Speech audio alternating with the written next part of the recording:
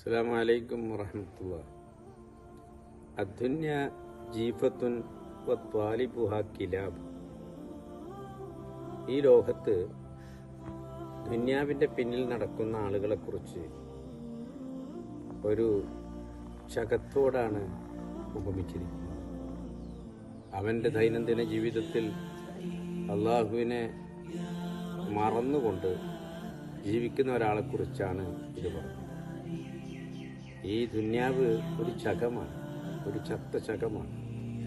ഈ ചകത്തിന് പിന്നാലെ കൂടുന്ന നായ്ക്കളുടെ കൂട്ടത്തിലാണ് ദുന്യാവിൻ്റെ പിന്നിൽ ഓടുന്നത് എന്ന് ഈ ചിന്ത നമുക്കൊക്കെ ഉണ്ടായാൽ നാം അള്ളാഹുമായി വിട്ടുനിൽക്കുന്നത്, അവനെ സ്മരിക്കാതിരിക്കുന്നത് സൂക്ഷിക്കാം. അള്ളാഹു മുത്തഖീങ്ങളിൽ പെടുത്തട്ടെ.